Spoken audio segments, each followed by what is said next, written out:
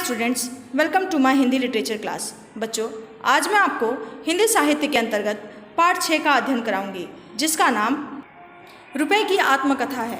बच्चों, जैसा कि हम सभी जानते हैं कि आत्मकथा स्वयं द्वारा लिखी हुई कथा होती है, जिसमें हम बढ़ा चढ़ा कर नहीं लिखते हैं, जबकि जीवनी दूसरों के द्वारा लिखी जाती है और उसमें हम बढ़ा चढ़ा कर लिखते हैं। यहाँ पर रुपए की आत्मकथा यानी कि आप सभी जानते हैं कि रुपए की हमारे जीवन में बहुत कीमत है, किंतु रुपया एक निर्जीव वस्तु है। इसलिए इस कहानी में लेखक ने रुपए की आत्मकथा को लिखते हुए कहा है। आइए जान लेते हैं कि कहानी में रुपए के बारे में क्या क्या बताया गया है।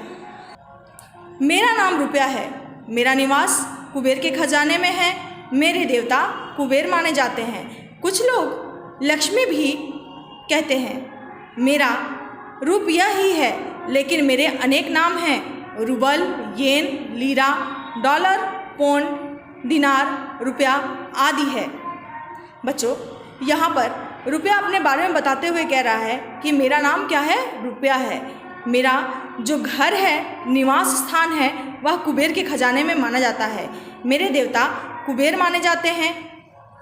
कुछ लोग मुझे लक्ष्मी भी कहते हैं। मेरा रूप यही है, लेकिन मेरे अनेक नाम हैं। जैसे रुपए को रुबेल भी कहा जाता है, येन भी कहा जाता है, लीरा भी कहा जाता है, डॉलर भी कहा जाता है, पौंड भी कहा जाता है, दिनार भी कहा जाता है, रुपया भी कहा जाता है, और भी इसके अनेक नाम हैं। बच्चों, हर देशों में रुपए को अलग अलग नामों से जाना जाता है। मेरे द्वारा ही देश और विदेश में व्यापार होता है।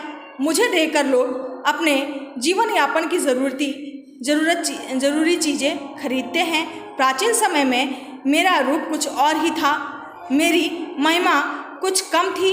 लोग एक दूसरे पर जान देने को तैयार रहते थे।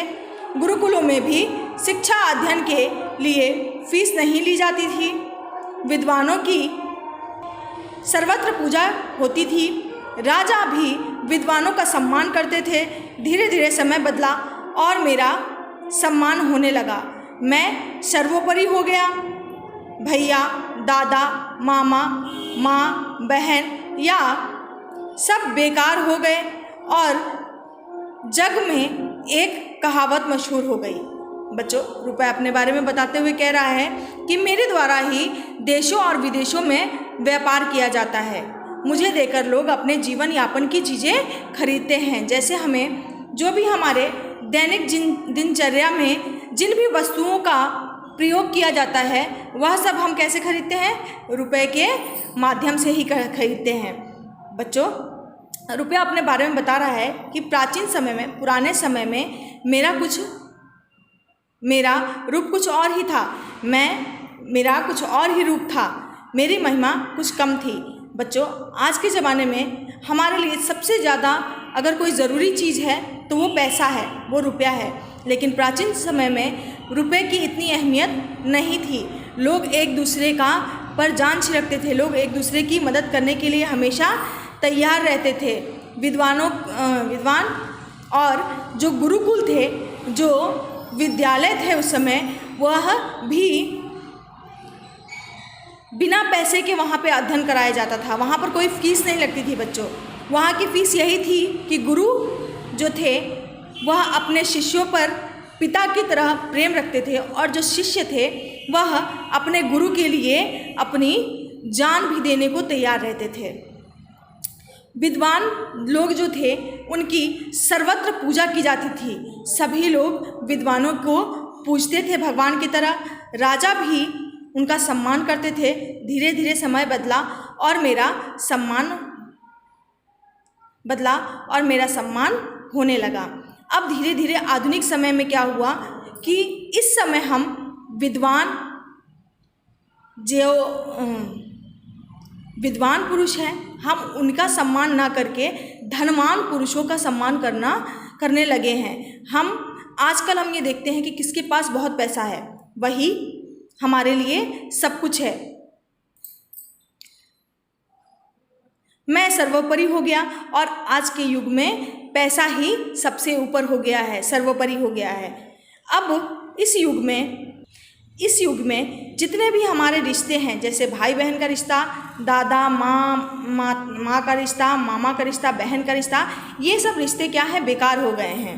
अब इस जगत में जो आज का युग है, यहाँ पर एक कहावत मशहूर है, बाप बड़ा ना भैया, सबसे बड़ा रुपया। आज के ज़माने में ना ही हमारे पिता हमारे लिए श्रेष्ठ है, ना ही हमारा बड़ा भाई हमारे लिए मायने रखता है। सबसे ज़्यादा अगर किसी की अहमियत है तो वो रुपए की हो गई है।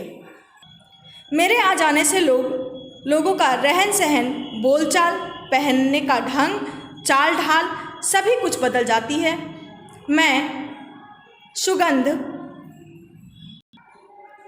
मेरी सुगंध से सभी बाधाएं दूर हो जाती हैं। मैं जिसके पास चला जाऊं वही इंसान पंडित, गुणी और देखने योग्य बन जाता है। उसके ऊपर रिश्तेदार और मित्र मक्खी की तरह मंडराते हैं। बच्चों, रुपया कह रहा है कि मैं जिसके पास चला जाता हूँ उसका रहन सहन, बोलने चालने का ढंग, पहनने का ढंग, चाल ढाल सभी कुछ परिवर्तित कर देता हूँ। और जिसके पास भी मेरी सुगंध, मतलब जिसके पास भी मैं पहुँच जाता हूँ वह सभी बाधाओं से दूर हो जाता है, मतलब सभी कठिनाइयों से वह निकल जाता है। और उसके पास जो उसके जैसा कोई ना पंडित है, ना कोई गुणवान है, ना कोई योग्य है ना।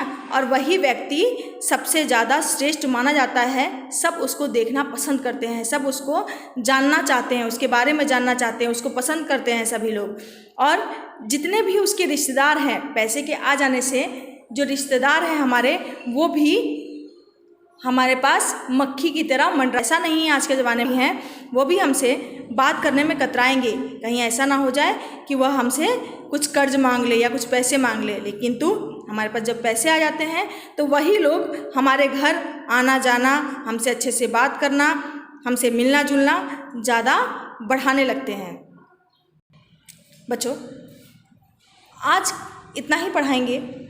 इसका जो शेष भाग है वो हम कल के वीडियो में आपको बताएंगे। धन्यवाद।